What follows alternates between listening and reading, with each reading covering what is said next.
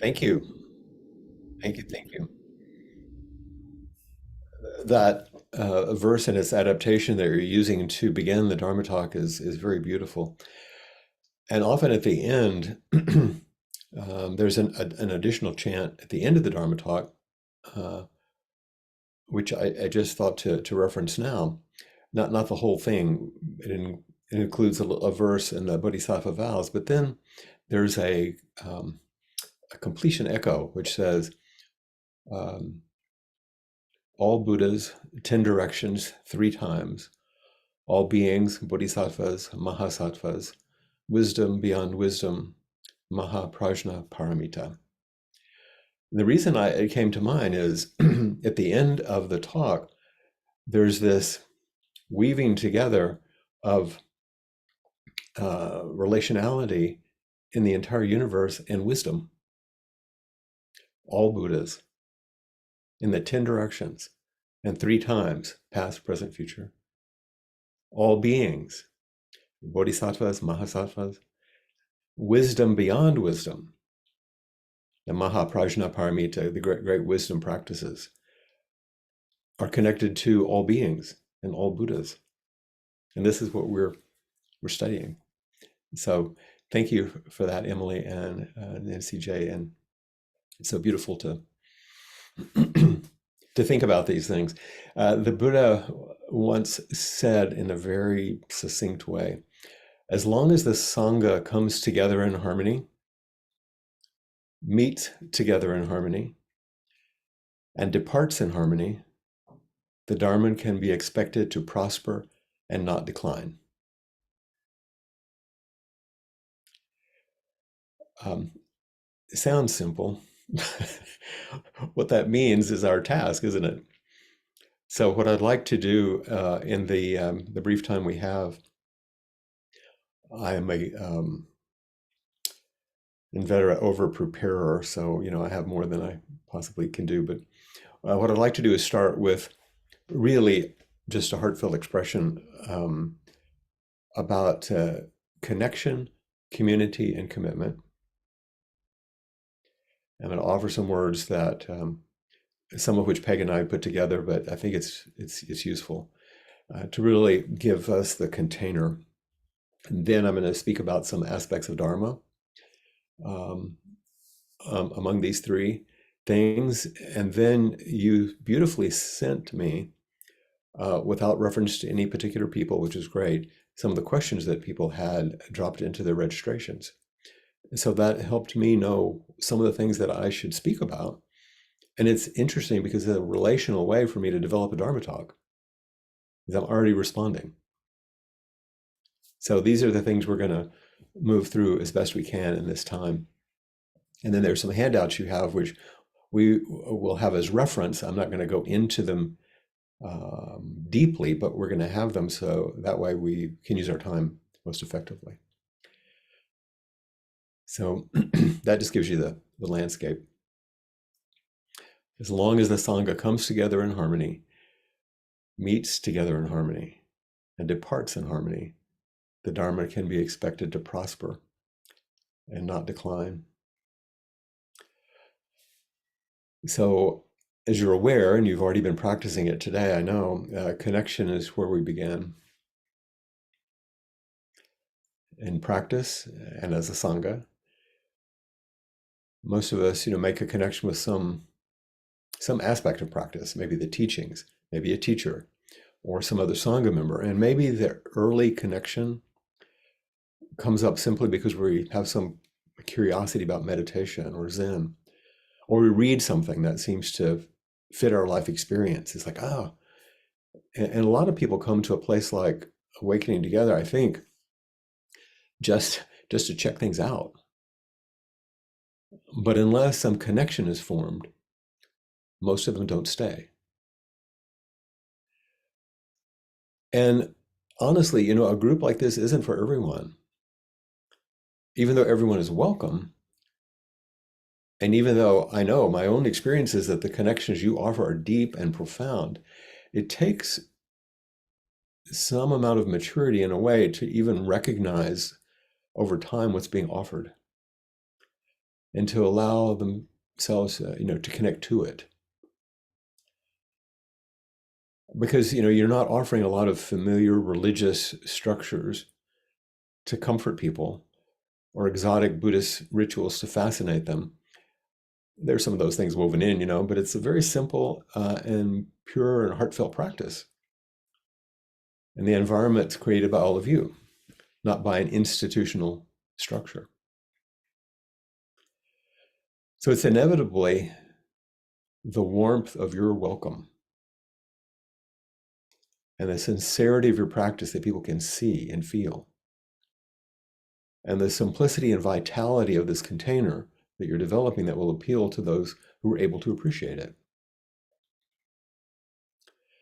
Probably every one of you, if I ask you, you may have already done this in some ways, point to someone who's helped you on your path or something that helped you to make a connection with practice or with awakening together. Everybody has a different story about how these connections are forged, but the truth is that without the connection, maybe with the Sangha, with the teachers, or with the teachings of Zen, your practice ends up more like a very interesting Buddhist hobby or some pastime. That's not to say that we all begin with some profound sense of connection, to this path. Most of us, I'd say maybe all of us in some ways, start with a pretty confused idea about what practice is and about Zen. And it's possible, well, say it a different way. I think it's impossible to realize the depths of this profound practice before you've actually plunged into it. You can't have the idea and then practice.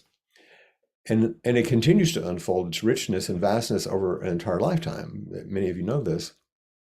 If you practice with some sincerity and some intelligence and some good friends. So using the rich materials of each of your lives, we discover invitations to deeper and deeper experiences with connection with ourselves, with each other, with the people that we encounter in our lives, and with the world and the entire universe. All Buddhas, 10 directions, 3 times, all beings, bodhisattvas, mahasattvas. So this connectedness, or relationality is another word that we tend to use. This relationality, as I'm speaking about it, isn't bound by conventions or forms or familiar structures. It is supported by them. And sometimes, like in this retreat, we spontaneously even create opportunities to deepen this kind of relationality in every single activity, like eating lunch, talking about food. There are different ways that we connect.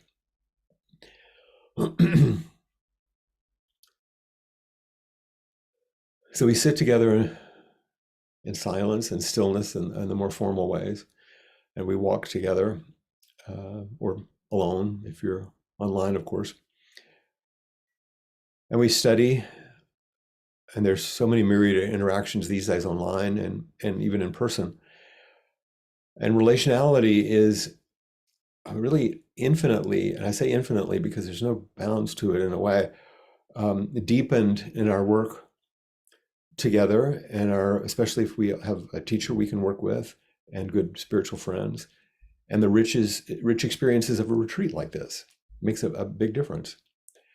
You've heard me use the term virtuosity before, improvisational virtuosity, which means the skillful way we're learning to manage our lives and our interactions like jazz musicians. We improvise with appreciation of our ensemble and of our own capacities together.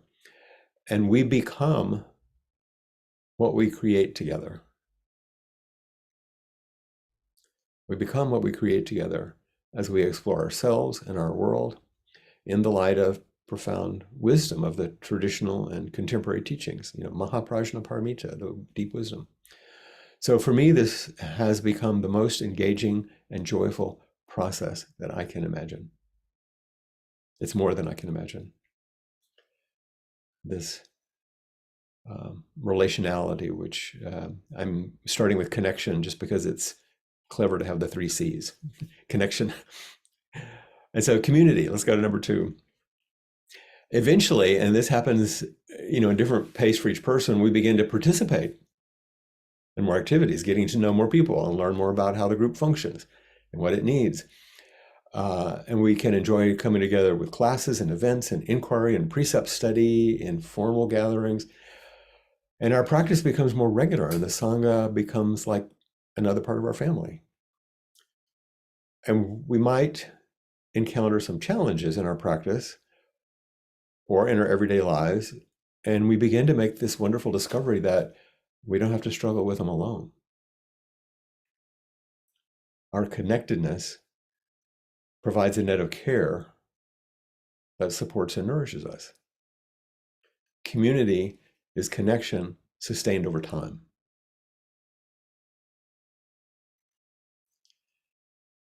And many people, I think, come to a place like Awakening Together because they're actually seeking community.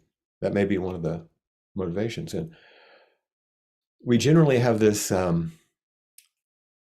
perception, even if we're not aware of it. We have this like warm and fuzzy sense of community as like a group of people who are going to support me and take care of me. And so over and over again, we are going to be disenchanted and frustrated because that's not what communities do. That may be in there. But what community really means is an effort that we make in support of others without an explicit expectation of return. And so many of us will go, what? This isn't a compute. Why would anybody do that? But over time, we realize that the rewards that we get are beyond exchange and beyond our ordinary ways we value things. Sometimes even beyond language, often it is, in the cultivation of our hearts and mind as abundant, rich resources that aren't diminished by sharing all this with others. Because when we're operating with this sense of abundance rather than lack, we taste the boundless nature which the teachings describe. You may be deeply supported, and I hope you are, by Awakening Together. That's what a Sangha is for, but it's not a support group. It's a transformational container. So moving beyond our personal interest in practice, we begin to be a resource that helps create a generous, wholehearted community. The kind of community we want to be, rather than the kind of community we hope to find. There was a student one time I was working with in practice discussion, and she was complaining about the other people and how she wasn't getting what she wanted. And at some point, I sort of had to almost shake her. I said, look, you may not get what you want, but you can become the kind of person you want to be. So instead of waiting for something to be provided, which of course may or may not happen, we began to offer what we ourselves are able to provide in support of our shared enterprise. And this is the ground for waking up and growing up. And at this place in practice, we began to recognize that this isn't a self-involved endeavor. This is the Bodhisattva path. It's not just for personal improvement. That's also not a heroic journey towards some enlightenment experience. It's not a place to settle our personal pain or get pain relief. And it's also not some big stage to enact out our personal dramas. And these are alternatives that we see a lot in spiritual communities, right? It's an enormous arena for the expression of our connectedness and care. And that expression we enter is the vastness of our true nature. In a very real and practical way, our sense of community is an invitation to discover how we can come together and cultivate the whole field of enlightenment. This was in your description in a way, which is simply our ongoing enlightened activity in every waking moment of the day. You might have noticed that there's not much in our modern culture that even recognizes this possibility. much less supports it and encourages it. It can only happen through your sincere, wholehearted dedication. And another word for that is the third C, commitment. So connection, community, and commitment. And commitment begins to grow as we gain trust and appreciation for the community and our role in it. And the role probably doesn't carry a title or a set of prescribed functions, which is actually, I think the strength and also the difficulty sometimes in practicing in a group like Awakening Together. Because when you don't have a traditional religious hierarchy, like how do you rise to the top? What are you supposed to do? People think about, what am I doing now? The truth is that nobody can specify this stuff for you. Each person makes a unique contribution as a function of his or her commitment.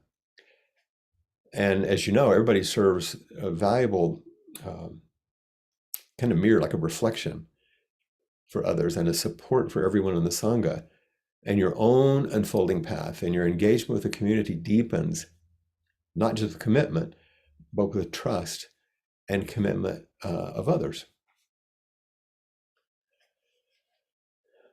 You've already discovered, and even though many of you are not actually in the Twin Cities, but you're from other sanghas or other places where you're not as involved in an active everyday sangha, but all of you have had enough experience to know that you need a lot of help to survive as a vibrant community. And part of the challenge is that it's not always obvious what's needed. And sometimes even the usual leaders can't see it. Or if they do, they don't know what to do about it. So in commitment, we step forward to discover like what and how we can offer ourselves in ways that support the whole Sangha, knowing that it's only just a piece of the whole. My really sort of everyday practical definition of commitment is the decision to hang around to solve problems. If you're committed, that means you made a decision to hang around to solve problems, not like leave when it gets bad. It's like, oh, okay, I'll hang in there. Meeting what arises because you're caring for what you've found, the Sangha, as valuable, even when it's troublesome. And if you're new, your questions are super valuable, as we all know, because you're going to help folks with some experience articulate what they know. And in the process, they're going to learn that they know more than they thought they did. And if you've been around a while, your general participation in Sangha activities not only helps you, but supports everyone else. So your engagement with others begins to develop the fabric of the Sangha. I heard someone say the other day that the thing that made them stay at Austin Zen Center, where I first created the center, was they were really scared because there were a lot of forms and they were there the first day and it came time for service, which is quite a longer kind of formal service. And there was a new person, another new person that was there. And I had gone and stood beside them during service and I had the chant book. And the new person had their chant book because they were given one. And they didn't know when the Kokyo would announce the chant, they didn't know where to go. So I would find it, hand my book to them, take theirs, and then we would chant together. The next thing was done, I would find it and we would switch again without saying a word and even looking at each other. And they said, that kind of generosity and kindness is what brought me back. That's not about me. I'm just saying that kind of, and in this kind of secular sanghas that we have, most of us from Appamada and Open Door and here Awakening Together, you don't have priests, but you do have experienced practitioners who can offer this stuff, kind of a steadiness and the possibility of practice being a capacity to do it.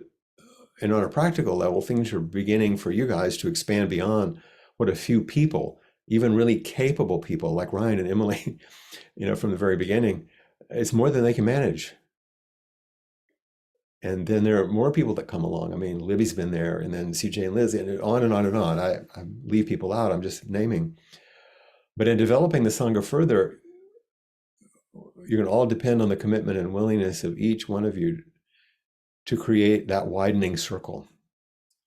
within the Twin Cities and even broader as people find you online, like they've done today.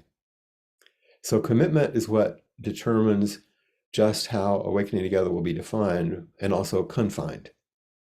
What are its boundaries? Our shared dedication and care for the community are essential for the aliveness of the experience of practicing together, so it can find its expression in the world. Just as our dedication and care of our own practice enables us to find our individual expression in the world as sincere students, as bodhisattvas. And famously, Thich Nhat Hanh said the next Buddha to come will be a Sangha. But I think it may be not even a single Sangha. The Buddha will be how we create the world. The fabric of Dharma is being woven by so many different kinds of groups, and one of them is yours. It's really up to you. It can't be accomplished by one person alone. And we've seen that the problems that we run into now are the kind of problems that also can't be solved by a hero. We are all implicated in the problems. And it will require coming together to meet them and all of the many challenges that lie ahead, including how to help the next generations take up their challenges and responsibilities. It's a big task. So commitment, this third C that I'm talking about here, is our vital contribution to this life that we've been given. And for each person, there's a different potential. Some people are able to offer financial support. Others find time to help out in various ways. Some support through participation and their attention online, on and on and on. Those who are new can offer their curiosity and willingness to learn. Awakening together is going to need a strong commitment from those of you who want to engage in this unfolding mystery. It's like a marriage, a long unfolding mystery. And to help create the future that we're all going to share together. And we've done pretty good in the last however many years it's been since Ryan twisted my arm a little bit, said, "Oh, just do one." It's a creative engagement, not a set of defined roles or a set of tasks. And that makes this particular path that much more challenging. If there was a blueprint for it and we just followed it, but you don't have that. What you do have is my complete confidence. I have confidence in you. I know you can do great things together, and we can, if we share our dedicated effort and care, and if we continue to foster connection, community, and commitment. You said in the beginning of the description, which I thought was beautiful, it's like the description of this retreat was a Dharma talk. It started, the entirety of the Zen path is wholly relational through and through. And you go on to say other beautiful things. You can reread it. And someone asked in their, when they're signing up, they said, a relational practice, expand on what that means.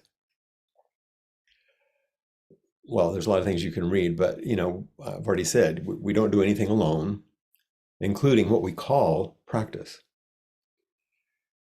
And there are many, many spiritual forms of practice, which appear to be something that one could do individually and alone. And some of them actually encourage disengagement, some practices. However, even at times when we take to solitude as the practice, we return to others, and it's there that the fruit of our practice is demonstrated. So this is the Mahayana form of Buddhist practice. So we practice for the benefit of others, which includes ourselves. More traditional teachings, the teachings of Peter Hershock are unparalleled, I think, in understanding relational practice. When he speaks about Zen and Chan, it's the same thing in China, which was the roots of what we call Zen in Japan. Listen to these words. He says, enlightenment has to do with relationship, not with any one individual's attainments. And in particular, with the kind of relationships in which everything is at stake and nothing is in principle excluded as impossible. In short, Chan enlightenment should not be seen as private and experiential in nature, but as irreducibly and intimately social. Wow, that's strong, isn't it? This is in his book, Liberating Intimacy.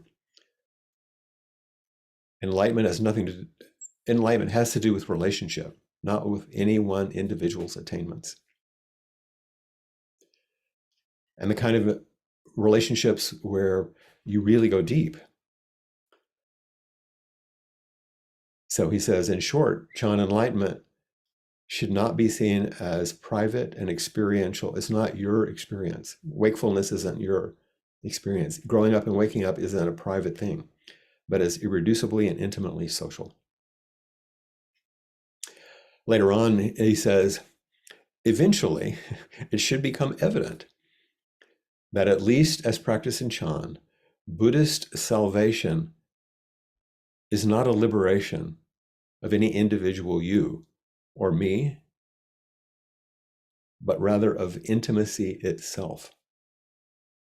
Now that's another powerful thing. It should be evident that what is liberated is intimacy, not people. So when I say practice is about softening barriers to love, that's the everyday way of saying what he's saying a little more philosophically. Buddhist salvation, he even uses that word, is not a liberation of any individual, you or me, but rather of intimacy itself. That's what's opened up. And then how does that look? Well, Huining, Chan Master Huining, who was early founder of this tradition, insists that it is precisely practicing Buddhism, which is the Buddha. The practice and the relational practice, that's Buddha. Buddha's not some guy or some old woman. It's not an individual. It's not a statue. Buddha is the enactment of the teachings. And that only happens in relationship.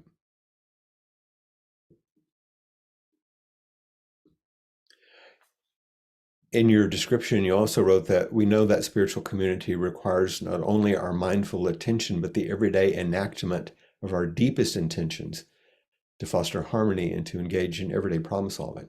So you echoed it. We arrive at Sangha through various backgrounds and diversity, but something universal is drawing us together. So there's some questions, and I gave you a handout. You don't have to grab it, but with some questions for consideration. And those questions came from Charles Vogel's book, The Art of Community, which I would recommend, and from Mark Nepo's book, More Together Than Alone. Both of those are excellent resources. But these are just things for the talk today to just kind of deepen, and they're like touchstones. Charles Vogel says, communities are created when at least two people begin to feel concern for each other's welfare. Building community creates a venue for friendship, and friendship defeats loneliness. In a deep community, we can be vulnerable and still know that we belong. Once again, it's not really complicated, but boy, there's a lot in that, isn't there? To be vulnerable and know that we belong. The kind of friendship and connection that defeats loneliness, where it's based on the concern for others' welfare, not just our own. You think, oh, well, there's a community of social workers or psychologists or nurses or these professional things. Those are not communities. Those are organizations. They all share something really important: the support and encouragement and continuation of their professional thing. But communities are created when at least two people begin to feel concern for each other's welfare. When they're turning toward each other, not toward an activity. So this is a crucial piece to this, and a crucial piece in our Sangha. Otherwise, it becomes, we're going to create this thing, instead of we're going to care for each other. as we use a traditional, even in a creative, contemporary way, um, the practices to support and encourage us because it seems to make sense. And then it brings up the questions that Mark Nepo says in his book. He said, what brings us together and throws us apart? What brings us together? What throws us apart? How do we inhabit what we have in common, as well as what makes us unique, in ways that deepen our daily practice of service and compassion? Now he's mentioning service and compassion there. Back and forth struggle between solitude and community, we discover that we are more together than alone.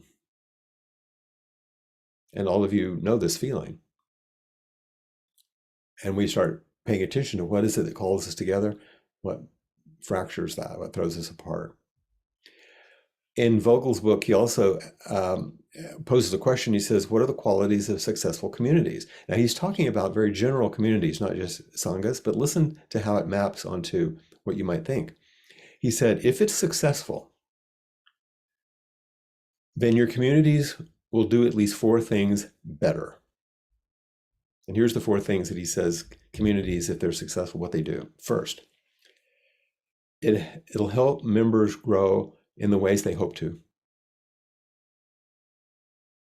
Growing up and waking up. 2, it'll cause members to feel more connected, welcomed, proud, and excited to be part of the group. That's that connection and community, care. 3rd, it'll help members work together toward making the difference that they envision. The vow, bodhisattva vow. And 4th, if it's successful, it will make membership more fun. There's joy. So this it's a very small book. This Art of Community by Vogel is really useful. It's general, so it's not precisely Buddhist or anything, but it will be quite helpful if any of you are interested in it. So what do we do? Well, one more last quote from Mark Nepo. He says, so how do we model care? How do we initiate integrity? How do we acknowledge our kinship? How do we learn to animate our gifts so we can feed each other? These are the kind of questions that we're asking. And under all our differences, our capacity to behold, hold, and repair is part of a lineage that goes back to prehistoric clans that survive the elements by caring for each other. We need to recover and extend that lineage of care. That's the lineage you're in, the one of humans. To behold, to witness, to hold, to embrace, and to repair over and over and over and over. That's the elements, that's the lineage we're in. And we need to recover and extend that lineage of care, which I think is altogether a pretty good thing. One of the questions that came to me also is how can a Sangha accommodate members who are on different practice paths? And then the person gave some examples about different ways people come to Sangha. It's a really good question, because everyone hopefully will be welcome at any level. All are welcome. And that way, it was the way of the Buddha from the very beginning. But different people are called to different aspects of practice, because the Dharma is wide and unending, so there's a lot of space. There is a difference also, and this is a whole nother Dharma talk probably, but between practice and training. Anyone can come to group for meditation and for spiritual friendship, for study, all that.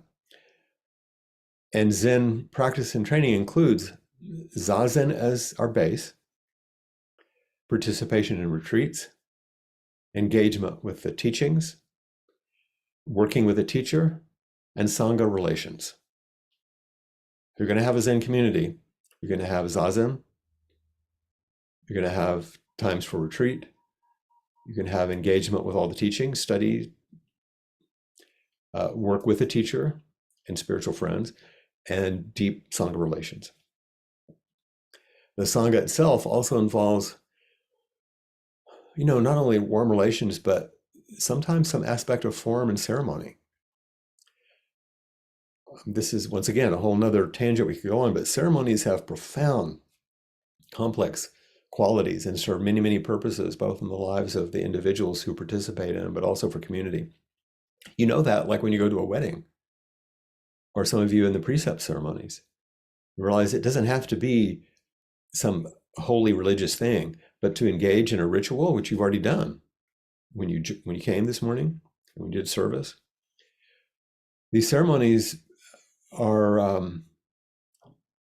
well, I'll say it this way: without ceremony, the immense, like, transformational moments of our lives are not going to be recognized, not going to be celebrated. They won't be witnessed in the same way, and they'll be underappreciated. And spiritual community can then, once again, it remains like a club of interested individuals, not a spiritual community, unless there's some ceremony. So that's just a little piece.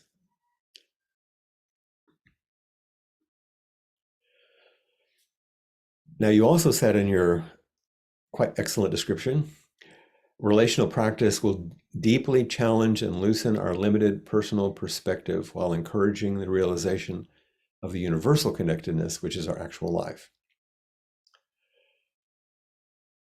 And you said later, we can only be fully ourselves, but at the same time offer wholehearted care for one another. How can we do this? How do we be completely ourselves and offer care?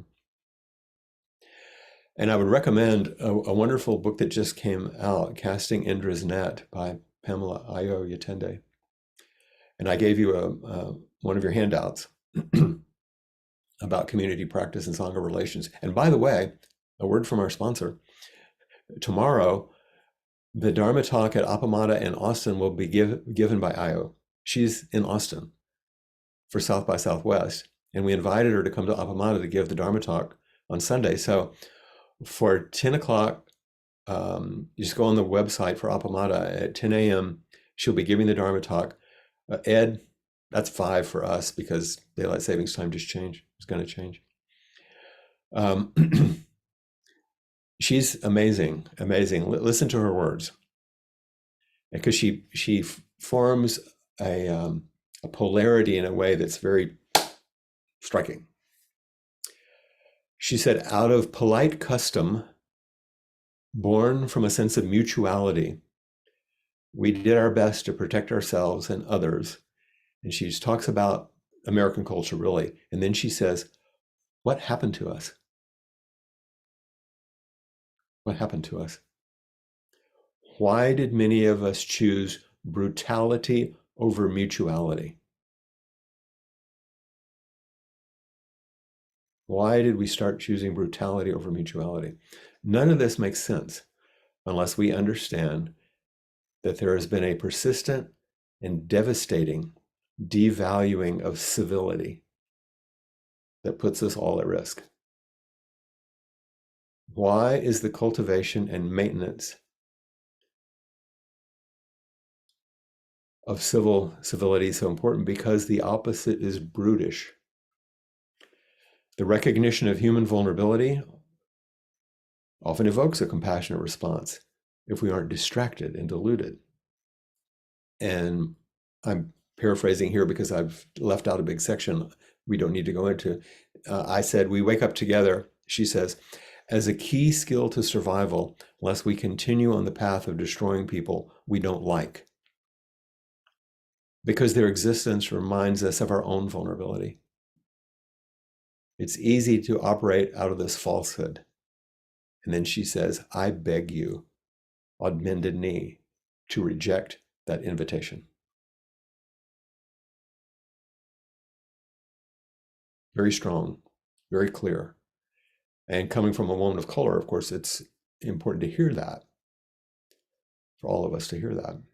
And then she does something in the book, which I found startling and beautiful. And I emailed her because we were in correspondence, and I said, this is amazing. And I sent her the way that we have reshaped the chants into I, we, all, because it is that expression of mutuality in our service. But the Four Noble Truths, about dukkha and the causes of suffering and the shifting of how we can contain and work with suffering, and then the Eightfold Path. Here's how she names it. Here's the Four Noble Truths of relationality. You have it in your handout, but number one, we suffer from impaired relationality. There are causes for this relational impairment. 3, relational impairment can be healed. And 4, relational impairment can be healed through the Eightfold Path. And here's her relational description of the Eightfold Path. Remember, traditionally it's right view, right intention, right speech, right action, that. Here's how it goes. Number one, the relational path opens when possessing the correct, and now all of them start with that. When possessing the correct view of ourselves in relationship. I'm going to say when possessing the wise and clear view of ourselves in relationship. That's right view. The path opens when we have the wise and clear intention to form healthy relationships. That's right intention. It opens when we have a clear and awake speech that supports relating to one another in ways that minimize harm. That's right speech. The path opens when we're clear about our actions that invite one another into healthy relationships. That's right action. It opens when we have a clear sense of our livelihood that promotes healthy relationships, right livelihood. When we have the effort that promotes mutuality in relationships, right effort. When we engage in mindfulness that promotes healthy relationships, right mindfulness. And finally, when we have concentration that deepens and reveals our individual and collective true nature, which informs us about true mutuality in relationship with one another.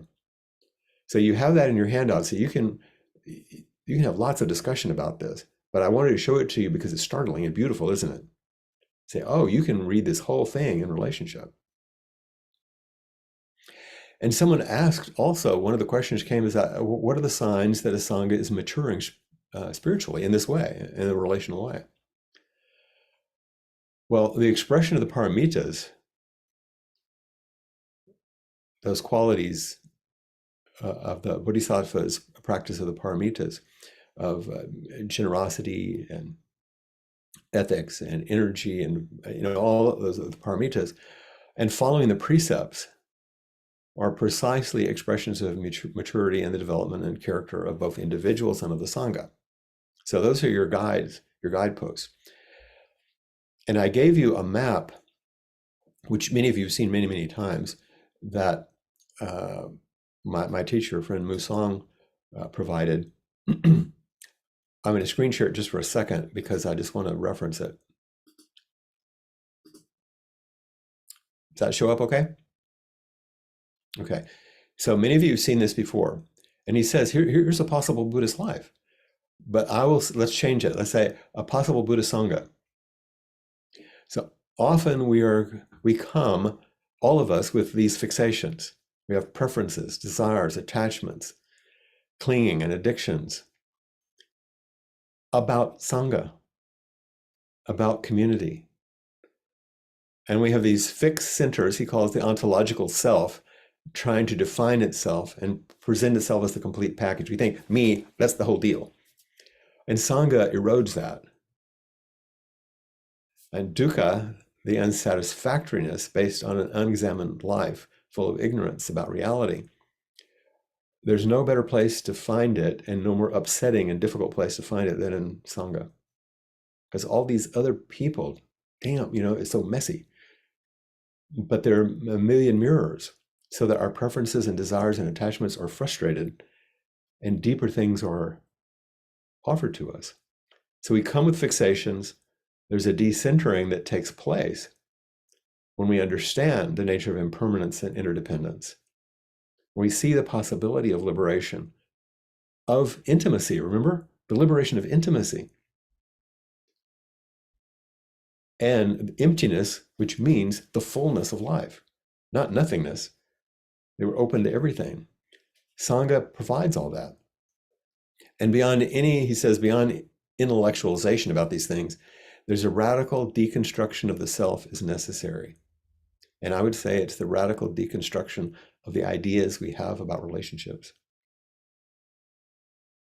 And the role of the teacher is to point this stuff out and see what happens when we cling to old ways. Then he says reconstruction. And I love this phrase. It's really great. We emerge as, there's an emergence of a provisional floating center. We're still here. We just don't, it's not so, we don't grasp it so strongly. This really happens in the development of a Sangha, because at some point it's like, oh, that's the way we've always done it. Now we have it. And this is, yes, you have to hold to the things that contain and provide the initial, but you have to, it has to stay alive. And how does it stay alive? Because it finds its home in mindfulness, which is long-term, lifetime after lifetime work in relationship.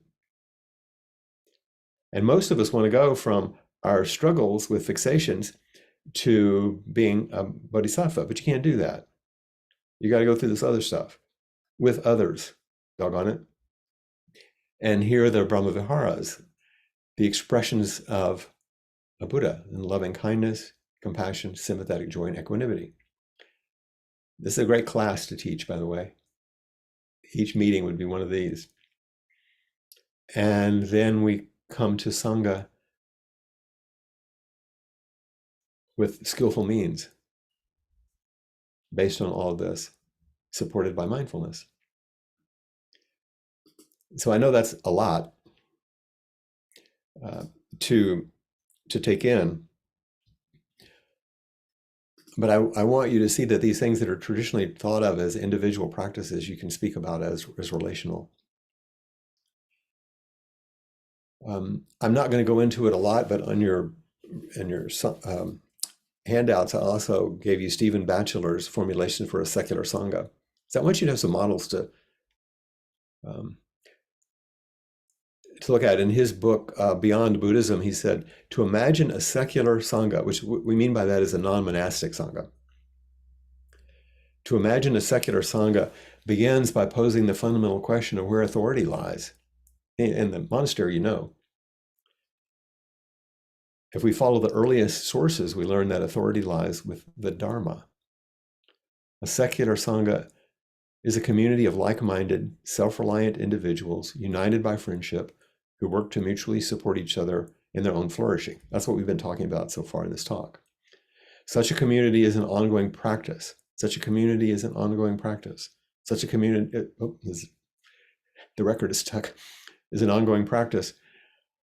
It requires commitment and action. And as a living community where all members regard themselves as a work in progress. It's an unfinished project. And I'm not going to go through all the 10 theses of secular Dharma because I think it's worth your time to sit with them. For example, the first one says, a secular Buddhist is one who's committed to the practice of the Dharma for the sake of this world alone, not trying to get to heaven. It just separates this from some old ideas about religiosity. And so I'm not going to go through those right now, but I want you to take a look at them. Because one of them, like Io had mentioned in hers, let's see here. At number 8 on Bachelor's, it says a practitioner is committed to an ethics of care, founded on empathy, compassion, and love for all creatures. And number 9 was practitioners seek to understand and diminish the structural violence of societies. And he goes on. So one of the questions that I got was, what have been the ways other sanghas have worked with conflict? What have the structures and processes been like? How have sanghas dealt with who are the leaders and how they become that way? Because, you know, there's all kinds of difficulties. There is, in the San Francisco Zen Center model where I was trained, there's something called an ear council. It's an acronym for um, ethics, accountability, and responsibility, and reconciliation, sorry. The Ear Council. Here's what it says in their description of this council. It says, we wish our life within the Zen Center Sangha to express our Zen practice and Bodhisattva intention. As the Bodhisattva path is our heartfelt response to suffering, turning away or skimming over suffering through silence, rationalization, assigning blame, minimizing, feeling self-deprecating guilt, or not listening deeply to its causes and concerns are all steps directed away from the Bodhisattva path itself. Furthermore, avoidance is a condition for additional suffering. Thus, when a conflict, grievance, dissonance, or violation of the precepts arises in our interpersonal relationships, it is essential to attend to it fully. Personally, this involves waking up to our own contribution to the suffering in these situations through understanding our reactions, emotions, and attachments. Interpersonally, this involves taking the time to discuss the conflict with the other parties involved in an attempt to clarify the actual causes, conditions, feelings, and responses that come together in the situation. Now, this is common language that most of you know because many of you work in mental health, but when you think about this in your own community, it's quite important to actually practice these things. Another one of my questions was very specifically about harm, about teachers who do harm with their power, with money, with sexuality, and how are we to respond to this? Once again, this is a huge topic, but the precepts, of course, map out our territory for wholesome behavior. And our practice offers us a way to deepen and strengthen our capacity to act in wholesome ways. And yet meditation and relationality are also going to call forward all kinds of shadow elements and aspects of longing and pain, which might then be acted out in the warm environment of the Sangha, not just with the teachers, but with leaders or just everyday folks. So good feelings and joyful fellowship among members does not equate with safety. Maturity and honesty and repair ground real safety in appropriate boundaries with right speech and right action. There's a class I taught at Appamada a few years ago called Sex, Shadow, and the Unspoken. And in the description, this is what I wrote. This series will be an invitation for us to avow our preferences for purity, come to terms with our unceasing longings and aversions, admit our biases for heavenly realms, and wrestle with our tangled perceptions of good and evil. I hope that rather than seeing the pinnacle of spiritual practice as transcendent purity and light, it will come to an appreciation for the mystery and awe of life itself, the play of light and dark in these human bodies seeking loving relationships. Because that's the reality of where we practice. And I mention this only to make the point. The 4 classes that I taught were, number 1, the brighter the light, the darker the shadow.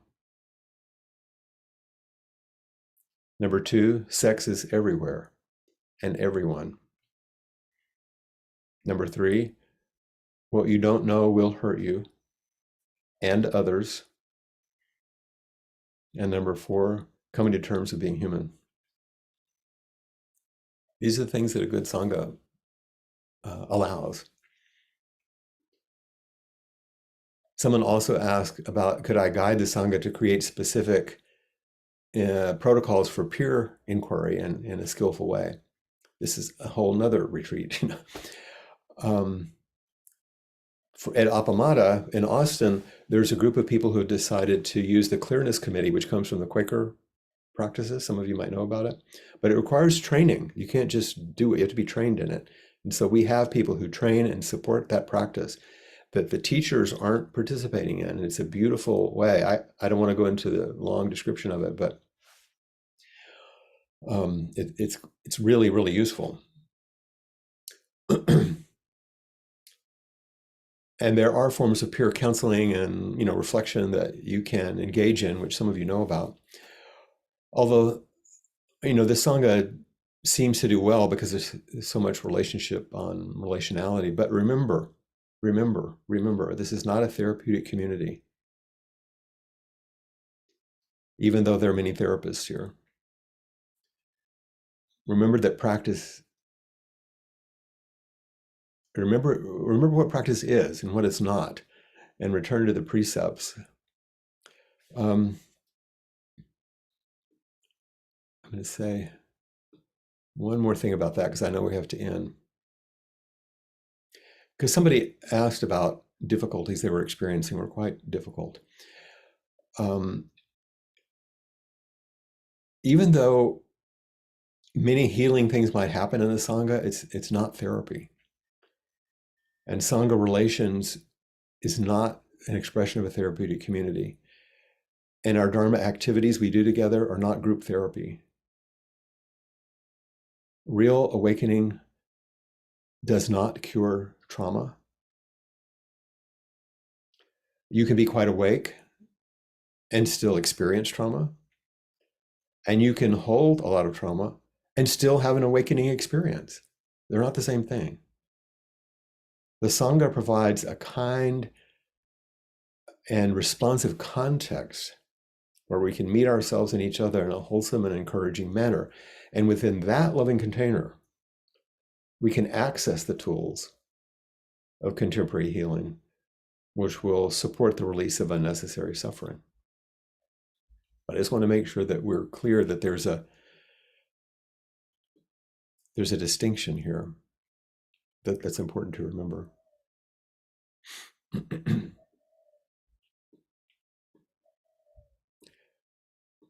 One last message, someone said, sometimes when I'm hurting or I'm in difficulty, I tend to retreat inwardly. And I wrote a note to myself, like the breath, we go inward and then outward. One side of the breath won't sustain life.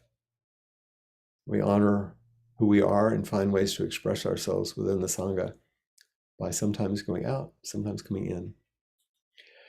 And right now it's time for a Dharma activity, I believe. Is that correct? Okay. And here's the activity that I'm going to recommend that you engage in. You'll be in small groups as usual. And related to everything that I've spoken about, and I know I've kind of given you a lot here, this is what I'd like for you to reflect on. Each person in the group, very briefly, would you, with whatever courage you're able to muster, speak about your practice edge in community in two ways. What is your deepest vulnerability? I say deepest. What are your vulnerabilities? And what are your gifts? I'll give you an example of what I mean by this. If I'm in the group and it's my turn, I'll say, okay, I think my deepest vulnerability in Sangha is that I have a propensity to overwork and I'm perfectionistic. And that means I can be super critical of myself and feel guilt or shame. That's a slide I could go down. That's my vulnerable edge in community. And what are my gifts? And notice right now, most of us are used to talking about stuff that's a problem. But are we willing to say what we think is our greatest gift? So I think my gifts have to do with being generous and patient and really kind. The kind of presence that I bring is a kind of a kind presence. And I think that's my gift. And that one's harder to say. Interesting than, we're used to saying what's wrong with us. So that's all. All you have to do is name it. Maybe you can do a little discussion. You have 20 minutes or so. Just each of you just say, what's my vulnerable edge in practice, and what's my gift? Because these are the things you're going to bring to Sangha. Okay? Whoever's in charge now.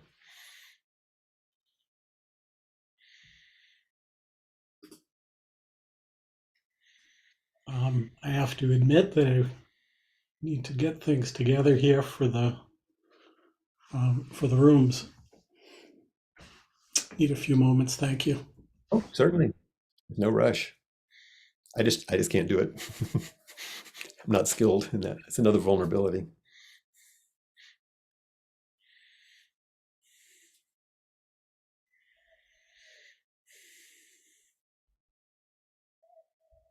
And since we have that whole hour for inquiry, even if we have to nudge the schedule a little bit, don't worry about it. We'll do fine. I have great confidence in you. Thank you.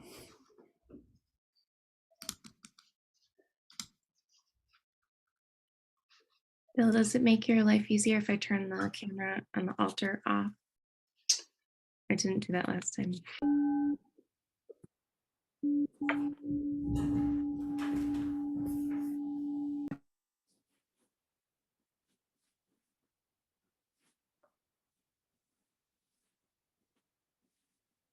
So many of you are likely familiar with the practice of inquiry, of meeting together with our teacher and bringing forward your questions into a conversation. And so if you would like to come forward for inquiry, what we're going to invite you to do is on the bottom of your Zoom interface, there is a button for reactions. And within that sub menu that comes up when you click on the reactions button, which has a little smiley face with a plus sign coming out of the head, there's a option within there to raise your hand. Raising your hand will put you up at the top of the participants list that allows Bill to track who's raised their hands. So we're going to spotlight Flint, and then we'll also spotlight the person who comes forward to meet with Flint in inquiry. So, and you can feel free to do that as soon as you know that you'd like to come forward, and it will just keep track for us. It's the way that Zoom allows us to keep track of who's interested in coming forward, and then we can move people into that conversational space with Flint as you come to the top of that queue. Anything else that you would add to that, Flint? Sounds good. All right, great. Well, we'll spotlight Flint, and feel free to raise your hand if you are interested in meeting with Flint. I'm gonna, if you don't mind, I'll say a couple of things as we begin, and while people consider what they might want to connect with. You don't have to have a question. It's just nice to meet. But there are a couple of questions that came to me prior. And one of them was how to participate in community via online only. You know, we're in this, and I thought it was worth making a comment on that. And of course, the sort of smart aleck response is in the same way we do when we're in person, the same way we have during the pandemic. But and you know, all of you could probably answer this better than me because you're online so much. But I think it's an ongoing question because this hybrid way of meeting in Sangha is here to stay. This is not just a pandemic thing. Now it's here to stay. But the question is not just the question like for the practitioner, how do I participate? But also for the Sangha, how do we offer ways to help people participate? And you guys are doing a wonderful job of it. It's really, you're very creative in the ways that you're supporting practice. And it's important to acknowledge the differences between online and in person, of course. But I think there's also a better question. How can we practice wholeheartedly under the given conditions that we meet in our life, no matter what they are? Because practicing at home, online only, is not the same as being in the Zendo. But nothing is ever the same. Nothing is ever the same. That's the liberation. That's what we're practicing with.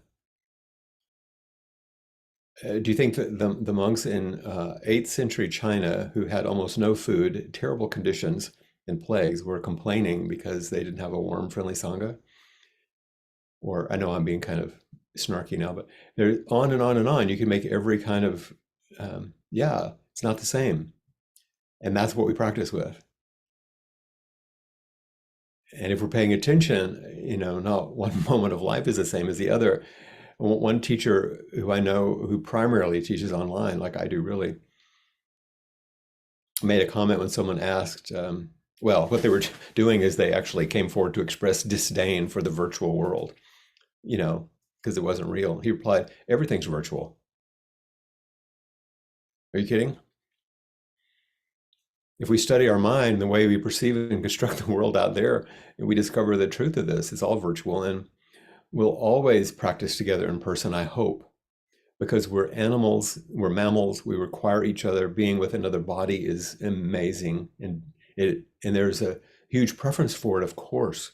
That will never go away, I hope. We have all of our bodies in one space, but it's also a time we have to extend the teachings to be realized in every realm of modern life and for the benefit of everybody. So we're in the cloud Zendo. Dogen said, the way of riding the clouds comes freely from the mountains.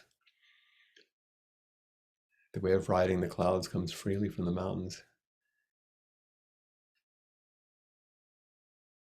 And when Dogen was commenting on the precept ceremony, he said, not advancing, not retreating, not real, not empty. There is a brilliant sea of clouds. There's a dignified sea of clouds. How do we make our clouds Zendo? A dignified sea of clouds, a brilliant sea of clouds. Not real, but not empty. Not advancing, not retreating. The way of the clouds comes freely from the mountains. The way of the clouds comes freely from the internet.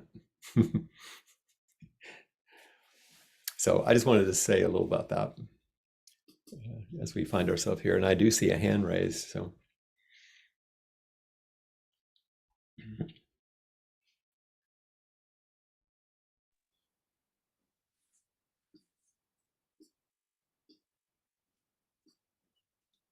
Hello, Flint. Oh, there. My cloud has come to mingle with your cloud. Good. I'm just grateful for the opportunity. I was really excited when I saw this in the email, and Yes. I thought, "Ooh, it's a flow chart." I do appreciate a great flow chart. Isn't it satisfying to think you actually have a flow chart? Yeah, One of maybe. One of the most satisfying illusions. Yes, and I really appreciate this line here, like, nope, you can't go over here right away, because of course I want to take the shortcut to, oh, I'll just feel this instead of that. So I'll just summon up joy or equanimity or compassion or loving kindness. But Manage your practices yeah, instead of liberating practices. Manage your practices. yeah. So I feel like I'm gonna step off a cliff here, but I'm gonna ask you, how do I get this into my bones? How do I practice? Practice for the rest of your life. Oh, okay, thank you. Well, I mean, really, seriously. Let's. I'm going to pull it up for myself so I can read it again. Let's see here. I have it. Because it's really, that is the answer when you're talking about. You pointed to the decentering bit, right? Yes. Yeah. Yeah. How do you get impermanence in your bones? Interdependence, nirvana, shunyata, the radical deconstruction. That's every bit of practice is, at least in this way that I understand it, in Zen practice, there are many wonderful Buddhist practices, but in the one I'm trained in, all the forms and everything we're asked to do are in support of this process because it's so essential. If you don't have that, you stay in the fixations. And so it's part of why I read the description of this retreat in pieces during Zazen and embellished it a little bit because it's so well done. It's beautifully written. And each piece had a little teaching in it. I thought if I just took little pieces, but that's how this decentering is. Sometimes you're working with impermanence, anicca. Sometimes you're like unexpectedness. The alarm clock goes off. It's great. It's so perfect. And then the interdependence. CJ is saying, imagine you're walking together. Even if we're not, we have moments of liberation where we're freed up, and then we come right back. Times of emptiness. All these things happen, and our job is to help each other notice it and um, to be able to live it and express it, really. And all of our forms, Zazen, Kinhin, even the liturgy, even those of us, and I'll include myself in this, who have an allergy sometimes to religiosity, I love liturgy in the Zen tradition because I like the chanting. And I especially like it when it's in Japanese, not because I like Japanese. I can understand. It's that I can't use my mind. I have to start letting go and listen to the sounds and follow the cadence of it's quite beautiful. And it calls up a devotional part of me that doesn't, instead of just being kind of practical. And then if it brings up a resistance, then, oh, there's something to work with, isn't it? Not because I should accept it, because that resistance is the same resistance I'm going to feel for other things too. It's just resistance. Let me just work with that. Otherwise, I'm trying to choose between I prefer this and don't prefer that. Picking and choosing, that's not practice. Even though there are preferences, of course, but not being attached to them is the issue. And that's the bottom line here. All these things, it says, we are still here and the old conditions want to rush in. It will all be there. Even bones that are soaked in practice will have those things happen. And so we keep going, oh, come back, come back, come back. One clapper at a time, one bell at a time, one period of zazen at a time, one tea with a good friend at a time. And I'm kind of going on and on, but as I do, what's happening for you? I'm thinking about something that you said in inquiry on Tuesday about having curiosity to see those things as they come, and then also patience. Patience. Because what it sounds like to me is that you're saying, like, well, to get it in your bones, it might take some time. Yeah, more than likely. And some repetition of coming back to it. Right. I'm actually going to speak about this even more next Tuesday. If you want to come back to inquiry. Yeah, because the teachings that came through me then got me thinking about some others. And it's a little bit more about formal practice, which I don't talk about very much in a certain way. There was a word that you threw in on Tuesday into the list, and I think you only mentioned it once, but it was humility. Humility. Yeah. So I'll hang on to that until then. And patience. Yeah, that's another tricky one because in some aspects of what seems like very strict kind of monastic process, humility slides into humiliation. Yeah. And you don't want that because that's shaming. That's not wholesome. It's not conducive to the liberation of intimacy.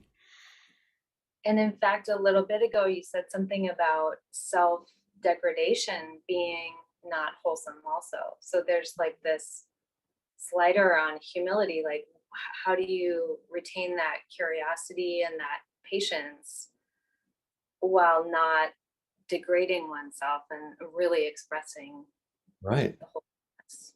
That's a beautiful edge, isn't it? The first sentence you said when you came online was, I'm going to step, what did you say? I'm going to step, do you remember anybody?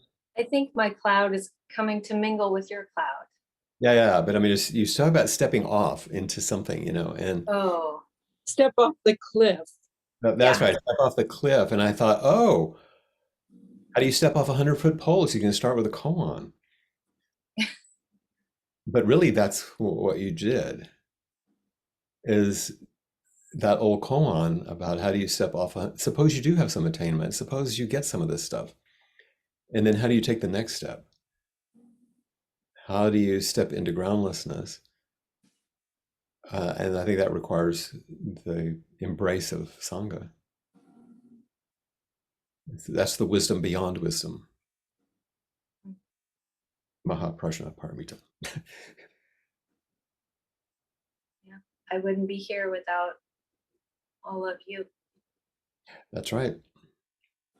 And you couldn't hang in there because this thing takes time. And so we figure out a way to come together, and we call it a Sangha, to hang out together while our awakening unfolds. But it's not just hanging out. In the meantime, we decide there are some things to do that over the last 1,000 years have been shown to be relatively wholesome. If we do them in a wholesome manner and don't get re-caught by our own preferences and fixations up in the top around practice itself and turn it into another unwholesome thing. So that's why you have to keep me clear, like I'm working to help you be clear. Otherwise, it starts closing down and becoming something.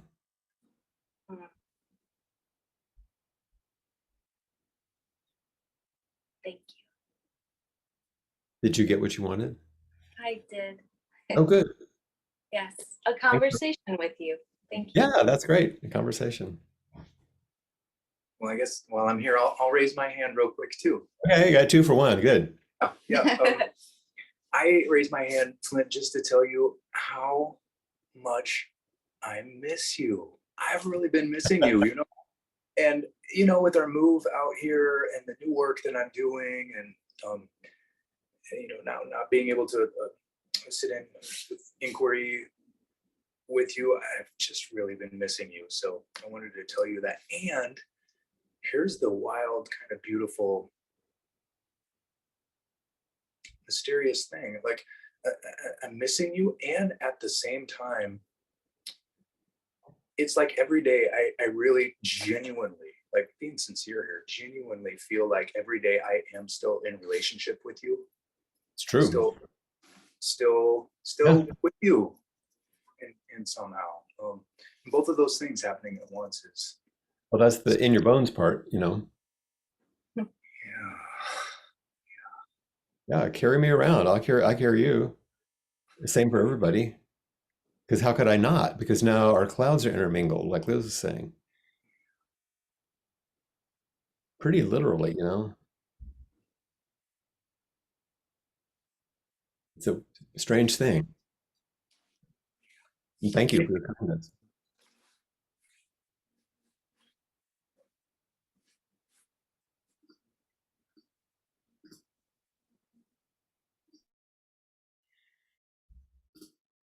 Shelley, Hello. I heard that you were assisting and offering some things earlier today. I was. Wonderful. It was a great edge for me to share that. Ah, well, I've known you to be a teacher for a long time in the Hakomi and embodiment world. And it's not that you aren't familiar with that role. It's way different online though. Yeah. Hey, you learned something new. Yeah, I did. And my question just started studying the precepts with Appamada, and I'm developing kind of a new level of understanding, I think, about what all of that is about, and attempting to live it in this Sangha and in all of the communities that I interact with.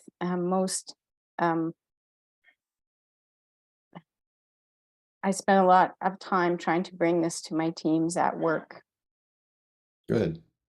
and the edge that I'm having difficulty with is how to carry what's true for me and to speak with kindness when I have this reaction that shows up and I don't know how to kind of dissipate it without speaking it to somebody.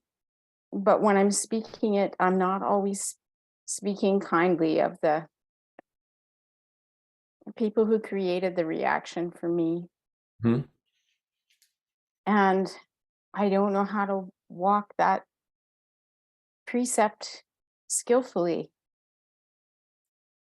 It's interesting because as you talk, and I hear what you say and I understand it and I'm following what you're saying, but what I see on your face is just a slowly deepening sadness. You speak to that maybe.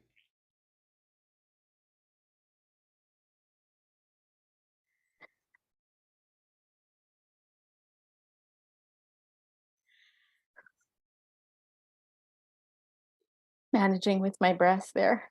Good. Yeah.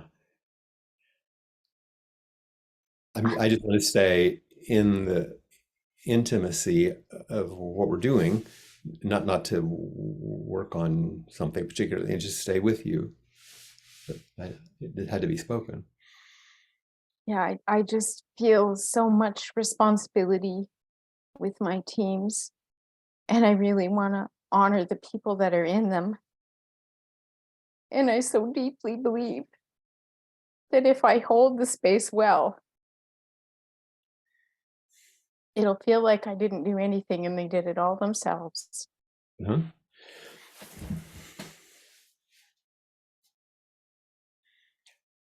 That's a beautiful aspiration. And the sadness is, I don't know if I can hold it. And I think what you're teaching today is it's not our responsibility to hold it for ourselves. It has to be held together. how have you managed to be a parent? Those teams are little. I can do it with little. Well, because you could have said exactly the same things instead of team. This is what I want for my child. This is what I hope for them. This is how I feel. I want to express it so they, but I feel my limitation, that vulnerability and limitation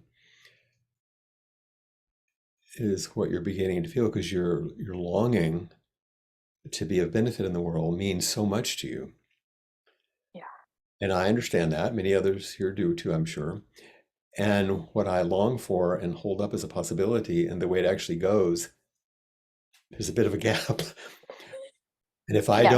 if I don't make that personal, Okay. I mean, if it is personal, if there's something I need to learn, that's fine. But I'm good at that. I can notice and, you're self-aware, you can get some help.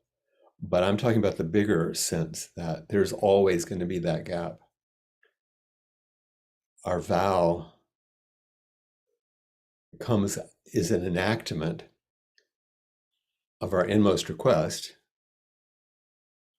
for in the service of these people, and they're there for in the service of others in the medical field. And we have visions of how that might go, and then it goes. And that's why what Liz was talking about, the patience and the humility in the face of it, is so valuable. And that sort of the warrior overcome achieving side that some people put onto practice is so painful. I don't think you're doing that, and I think, if it's okay for me to say, it's one of the reasons why you're so moved by bowing. Yeah. because it's the physical enactment of humility, not degradation, not submission. Surrender is different to the way things are. And in a bow, you get up and go forward.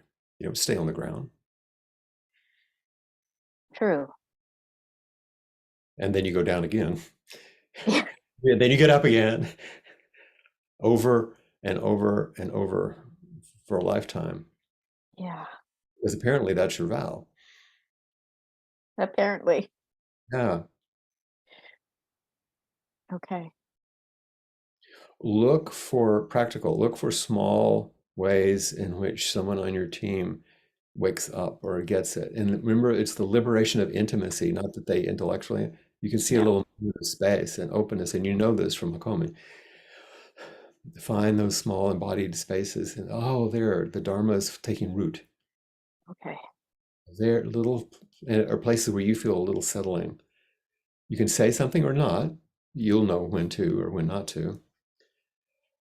I have noticed this last while as I'm enacting it, I have a lot more influence when I'm quiet, when I Yeah. just hold the felt sense of it. Mm-hmm. Yeah, you enact the presence that you hope that they will express. So model it, just be it, not to show off. They won't even know. They might not even notice, but it makes a difference. Yeah. Okay. That settled me. Thank you. Thank you. And thank you for your offering in this retreat, in this Sangha. Thank you.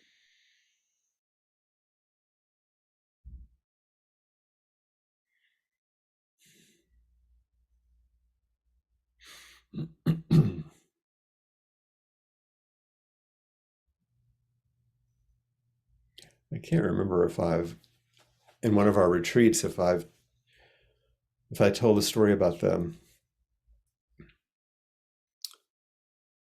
it comes from an old Chan story where there's a big monastery, lots and lots of monks, and one of the senior monks comes to the abbot and basically confronts him and says, "What do you really do? Have I told this story to you? And the abbot says, well, I don't know. I have tea and kind of walk around and see people, and I guess not much at all. Not much at all, really." And the monk storms off like, I don't, if I had control of this place, then. So anyway, the abbot has to leave and go on a journey to do something. This is, like 10th century or something. He was like going to South by Southwest or something, He had to go to the conference. And so anyway, he calls that senior monk in and he says, okay, I have to go for a couple of months to do this thing. It's going to take a while. So you're in charge. You take care. And the guy is like, well, great, thank you. Feel very honored. And finally he has his chance, So by the time the abbot comes back, the place is kind of in disarray and there's only a few left. Most people have gone, and only those too tired, too sick, too dumb, whatever that are left over. And the abbot look, oh, and the guy said, I don't know what happened when you left. Everything went crazy, all this stuff happened. And the abbot said, well, I guess I better get back to doing not much at all then.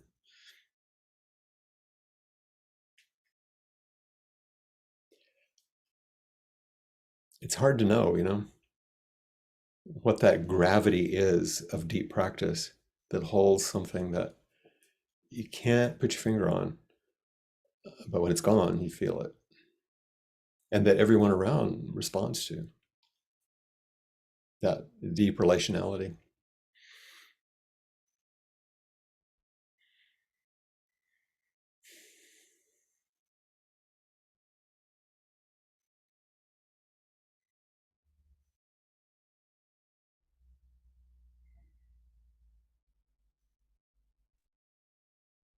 Oh, she went away. Come back. Hi. Now I don't see you though. Oh, there we go. Hello. You look very elegant, wrapped like that. Oh, thank you. It's very cozy. This is like the winter that never ends in Minnesota. So I've been really reflecting on the third of your three C's: connection, community, and commitment, the commitment piece. And I'll try to articulate what it is that I'm struggling with. Stumble around for a while. Okay.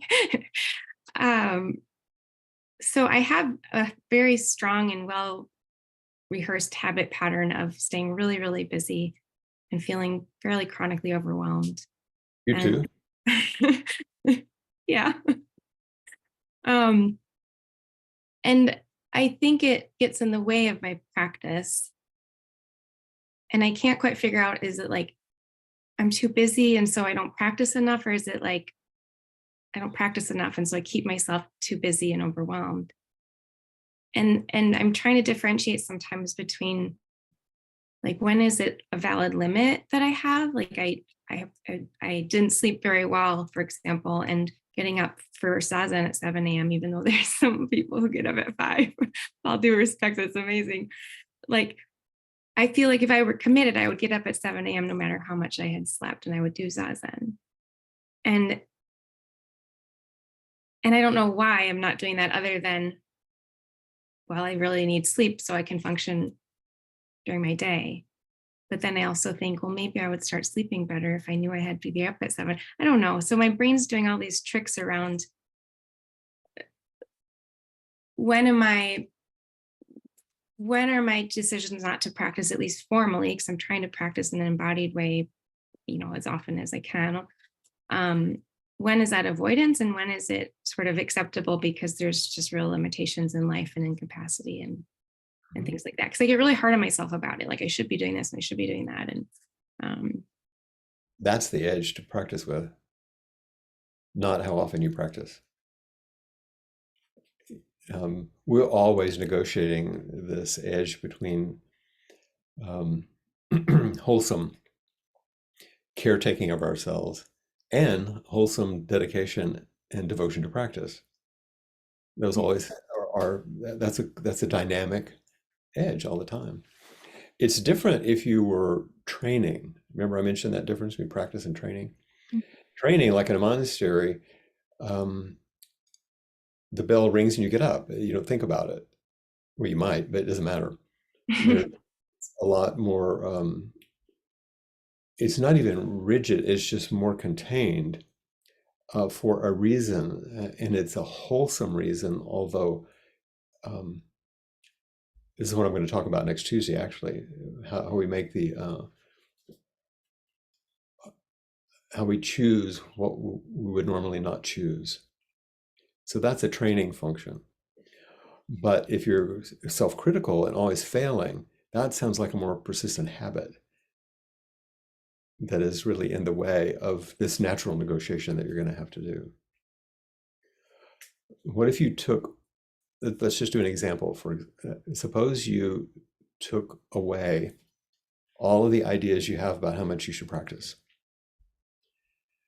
and you decided for a period of time, week, month, I don't care. You say, okay, I'm only going to practice when I feel full of energy and feel like doing it. Otherwise, I'm fine. I don't have to force myself to do it. And just see what that's like if you experiment with it. Mm-hmm. So that you're not always fighting upstream against the sense of I'll never do it enough. Mm-hmm. So take away the whole thing for a while and just experiment, because that's the practice of taking off all the pressure for a while. Because you could do the other practice, which was the monastic practice of saying, okay, I'm going to be very, very, very disciplined for a while and see what happens there. You could do that practice. That's just not a good one for you right now. As your teacher, I'm saying. Practice is, you don't have to sit, you don't have to walk, you don't have to go to class, you don't have to do anything. There are certain responsibilities you have in the Sangha, which you'll do, but that's just part of your being busy. So are you willing to do that? Take off the pressure? I'm willing to try. It sounds lovely. Well, but that's what a practice is. You try it, you give it a try. Mhm. You may also discover more about your original question, which is about am I busy so I don't get to practice, or do I, what causes what? Here's my example. My first of the year practice was I realized I go too fast. Mm. I kind of think fast, I talk fast, and I move that way. So I like broke some things and run into things, and everything I'm doing is because I went too fast. So I started the practice of slowing down, not weird slow motion, but just being more intentional, just mindful. Mhm. And that was helpful. And I realized when I would do things in that way, I was actually having the experience I was hoping to have through practice of grounded plus, Mhm. but it brought up something I didn't know was there. There was something underneath it. Mhm. And this is what I'm thinking you might discover. I don't know what yours will be. It won't be mine. Mhm. What I discovered was underneath it is why I'm hurrying. It's because I have this kind of embodied, subtle background terror about I'm running out of time. Mm. As I moved into my 70s, it's like I'm healthy. As far as I know, I'm doing well. But there's this existential thing about I don't have enough time. I have to get it all in. And I didn't know that Mm. until I took a pressure off of myself and slowed myself down. So as you take a pressure off and slow yourself down, you'll still do your work. And you're a busy gal. You like doing what you do. But notice what's underneath, if there is anything. Mhm. That may be the practice edge that you're not sure about that's underneath the balance. Mhm. That And makes sense? intuitively, I'm like, oh, I know what it is. It's starting to come, isn't it? It's like, yeah, there it is. Yeah, yeah. So you can work with that. Yeah. Is anything else unsettled, or does that seem like enough? Or Um, no rush? I think the only other thing is I keep thinking of this quote, and I don't know who to attribute it to, that comparison is the thief of joy. And I get caught in that in particular. I mean, in lots of areas of my life, but Comparing mind. particularly in Sangha, of like, I want to be that person that's up every morning doing morning zazen, and Yeah, and and but it's not about that. It's not about. I mean, I know that it's not about comparing. Um, your intention underneath that comparing mind. I'm going to say it in an IFS way, just because it's useful. That part that wants to be the other people, it relaxes out of its extreme position. The Buddha nature that's at the center of it, once it's freed up, is an aspiration to be in accord with awakening. Mhm. But then it gets contracted around these things, and I need to do this and have to look like that and be like. So this is the thing to remember. Everything has Buddha nature, even all those parts that we think aren't. Mm. Once they're liberated Mhm. in intimacy. That's very helpful. Good. Thank you. And people bring these things, they're so great because everybody else gets to listen and hear these uh, wonderful teachings that you bring your life.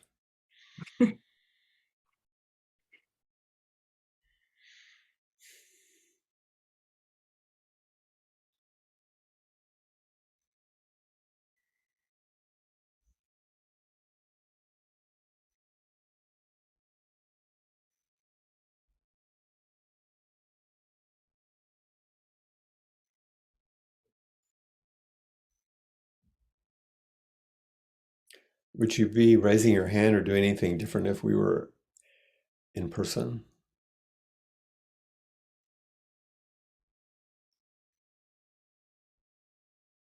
If you had to get up and walk over to the chair in front of me, would it be different?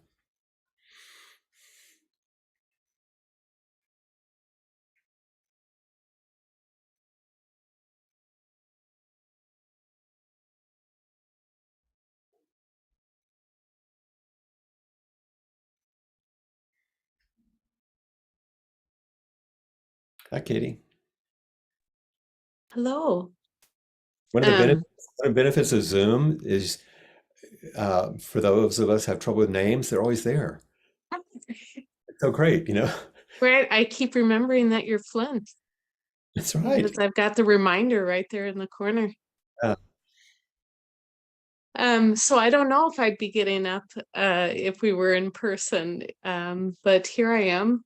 And actually, I was really appreciating what Emily was sharing and kind of feeling um, the opposite, kind of under committing, feel that this chronic sense of I'm under committing rather than over committing, and um, struggling with what is it, what is my role, what's comfortable. Like I tend to want to go with what's comfortable.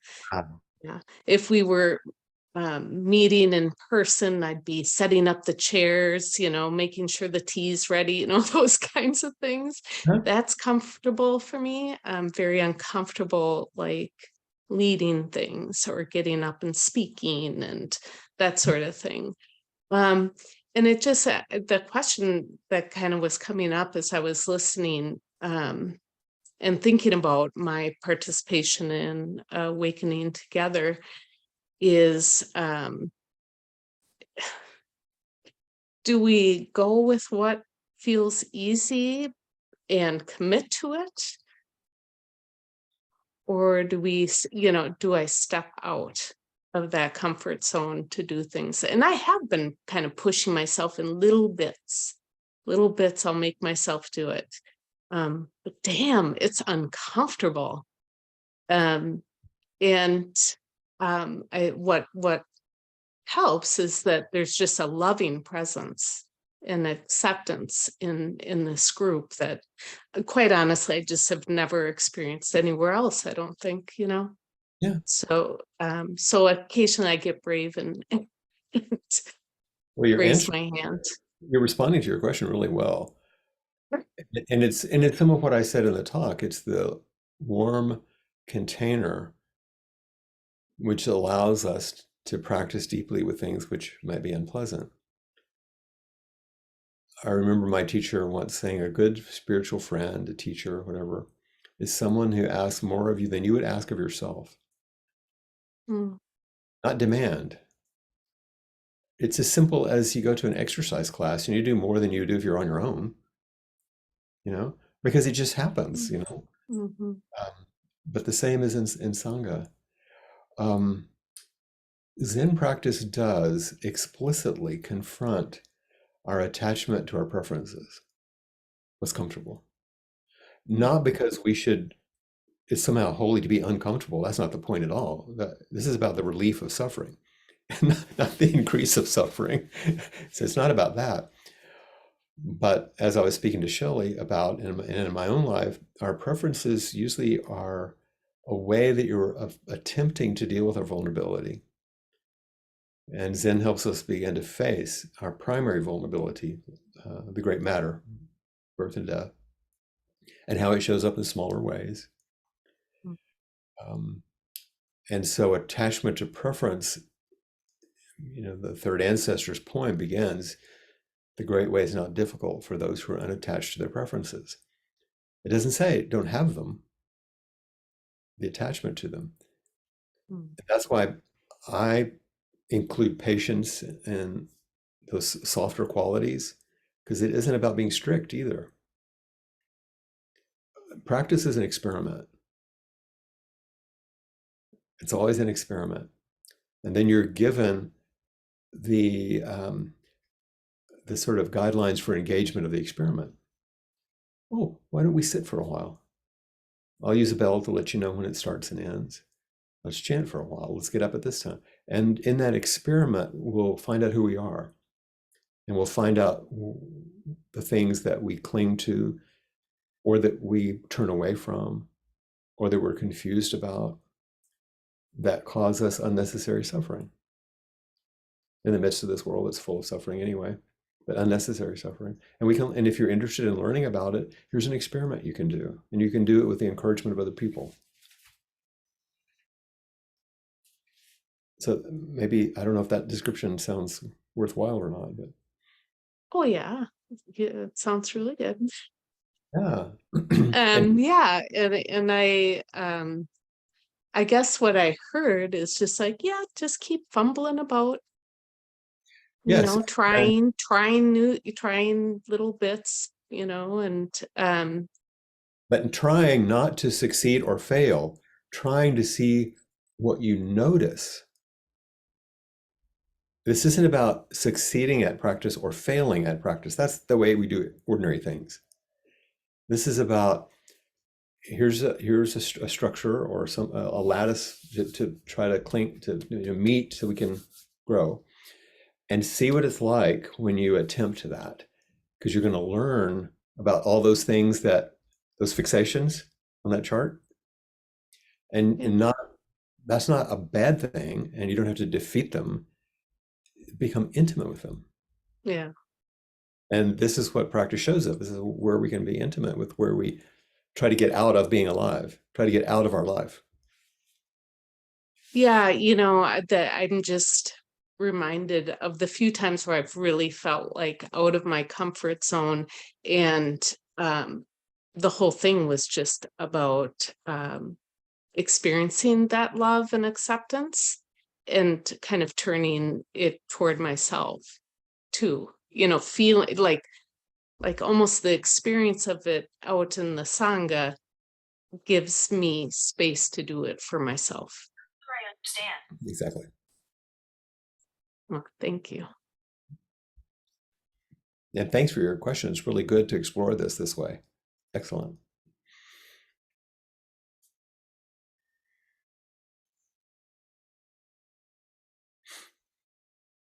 I thought I heard Siri saying she didn't understand. I don't want to start with her. Hi, Bill. Hi, Flint. This year has been one of the most challenging, if not the most challenging of my life. Sure. Challenged by relationship challenges, challenged by health challenges, which some days seem to just be flooding in. I'm not even sure all of what I'm going to say here, but I'm just going to launch into it to say that I think the truths of Sangha, I think just walking the path and bringing everything to the path, and Sangha and the practices and the Dharma, if it wasn't for that, I think I'd be gone by now. I feel like I would have imploded and fallen get it. apart. And one of the remarkable things is that with it, it's been able to give me the opportunity to rise and to be present. And that's what it is. It's just coming back to the present. Come back to the present. Don't grasp, don't push away, just be with what it is. And the truth is, I feel like it's a profession. I'm professing here. But you used an important word. I just want to underscore opportunity. It's an opportunity, not an obligation, not a burden, an opportunity. This concept of there being so many doorways in, and the remarkable thing is that I was able to be here comfortably to help support doing the Zoom, and at times this year, in the moments going from like the most vulnerable sharings of how hard it is for me, the shift that's been happening in the next moment with some of the same people, where we go together to someplace we hadn't been is being together for 20 years. That's the Dharma gate. Sudden shift that happens, that's just remarkable. The more vulnerable and open and present. Yeah. Well, thank you for your teaching. That's very clear. It's And it's remarkable. Experience. It's counterintuitive. Yeah. We think like, really, this is what would do it? Mm-hmm. Holy. Yeah. I think probably you remember my saying that Joko Beck, she would talk about intensive retreats, especially long ones, a week long or more. She called them manufactured crises. Now, most of us have enough in our life, but we learn how to meet the ones in our life and keep choosing what seems to be unchoosable, and find the opportunity, not like, oh, it's a good thing, a silver lining, not that BS. I'm not talking about that. I mean, really understanding this is it. And this is possible. And when I'm engaged with you here, when I'm teaching, I'm not thinking about myself. What a relief. And as soon as I like start thinking about all my problems, I can go down. I don't mean I'm not insightful or in touch with myself. I spent my whole life cultivating that. So but it's that artificial self-involvement thing that just gets wrapped, and I can go down and feel really depressed and despairing. But my practice of non-despair comes through connection. And it's not avoidance. It's just setting it down and being in the love that's right in front of me. Yeah. Just continually going back to this open space for myself and others. Yeah. To be doing it. And one of the little tricks, it's not a trick, it's happening, is in those most difficult moments, saying to myself, this person is Buddha. I am Buddha. Mm-hmm. And I wondered, like, what if everybody walked around and said, instead of WWJD, Uh-huh. what if the person in front of me were Jesus? Well, that's the real practice, you know. So I'm grateful for the teachings. You remember what Thomas Merton said about that? You know, he was obviously a Catholic priest, but also very, very interested in Buddhism. In fact, right before he died, he met with the Dalai Lama, and he had an awakening experience. And he wrote a beautiful thing, which you can find online very easily, where he basically, the punchline, he said, I saw everybody like they were Buddha. I saw everybody like they were in God's eyes. And he said, I suppose the problem is if we did that all the time, all we would do is fall down and worship each other.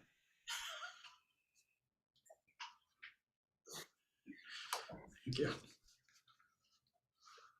Thanks, Bill. And thanks for all your help today. Appreciate it. Excellent. You're valued and needed. You belong here.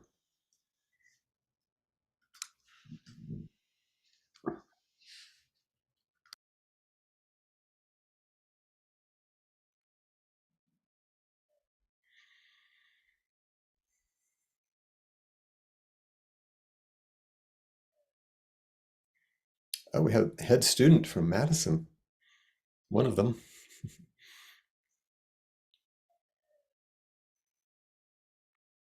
Hi, Bonnie. Hi. Hi, Flint. So, just even thinking about coming forward, I start to cry. I seem to have that effect on you. You do. Which is lovely. It's love. Mm-hmm. Yeah. So I have my ongoing dilemma of, I think, wanting to be more monastic than I am. And What does that mean exactly? More. well,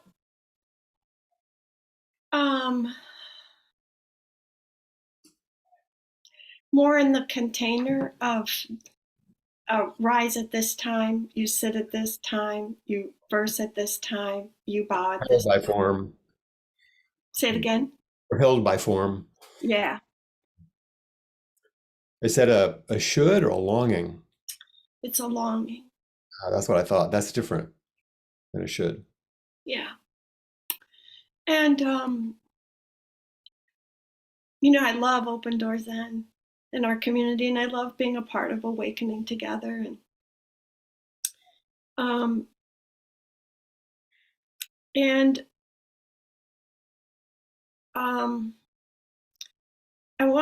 I wish there were more formality to what we do and how we do it. You'd like to have access to more of that Mm-hmm. because it somehow meets something in you. Well, it's interesting because when I do come to Madison in the spring, the theme of the retreat is ceremony as the expression of vow. Uh-huh. So that was made for you.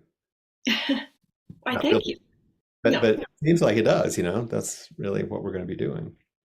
Yeah. So when we are a lay Sangha and we engage in ceremony and form, and we feel it deeply, I have no doubt about that. We feel it very deeply.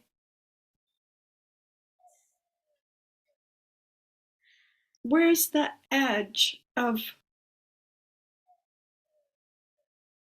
our practice embracing? I want to say Buddhism, but I also don't want to say Buddhism. You don't have to say Buddhism. Okay. Where are we in there? That's the question. One not to be answered, but to be lived out. Every time you engage a form, every time you sit, every time you come to retreat, every time you have a ceremony, you're engaging that question. Where am I? Where are we? And one of the reasons I gave you those tenets on secular Sangha from Stephen Batchelor and some of the other things in the handouts is because they're all about what form are we going to take? A Sangha like Awakening Together, which is quite contemporary and fluid and beautiful and creative, not dissimilar in some ways to Open Door, but Open Door has a more structure, more years, more form. And then let's use like San Francisco Zen Center is another one, which actually holds the monastic form. Mm-hmm. Not everyone is going to be drawn to all of those. Some people are going to be drawn to this one, some, because each person's aspirations and a sense of what their practice is like is different. So we're never going to serve everyone. We're going to make the door open for everyone, hence the name of your Sangha. And some people will walk through it and some people won't. And you keep responding then to what's being asked. When I first came to Madison, there were no forms. I just did sort of mindfulness related, you know, psychotherapeutic stuff, but mainly mindfulness. And then people said, well, could we sit a little bit? I said, okay. Every single thing has been done because people requested it. Mm-hmm. I didn't say you should do this if you're a Buddhist. It's like, Mm-hmm. oh, you want to do that? You want to bow? Okay, let's bow. You want to chant? Okay, here's one we can do. And now there's more. And now there's a service. It was built out of request because people then I could follow their longing instead of, you know, build it and they'll come. Mm-hmm. And not everyone has the same longing. And there are some of us, I'm including me in this with you, who have a really profound devotional quality in them. And that's why I chose Blanche as my teacher. There are other teachers who, I don't know, were taught the Dharma more, I don't know, brilliant, whatever, but embodied in her was everything and that devotional quality and nobility in a certain way that I couldn't get enough of for some reason. And we're going to do a little bit of it in our final service today, by the way. The one thing I want to make sure you hear in all of this, it's a personal message to you, which is, I know how important this is to you.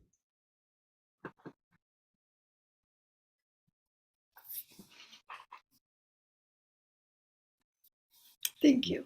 I know you do. And I've been really sick. Oh. And yeah, getting better, I think. But I appreciate your love. Well, I look forward to being there where I can give you a hug. Thanks. So.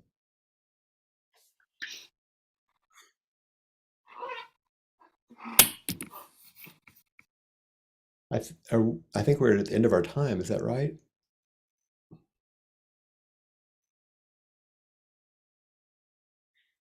Whoever's in charge of that. I think that is correct. TJ, are you taking the lead on the next part? Yeah, you bet. Back to gallery view here. Thank you, Flynn. Thank you, everyone.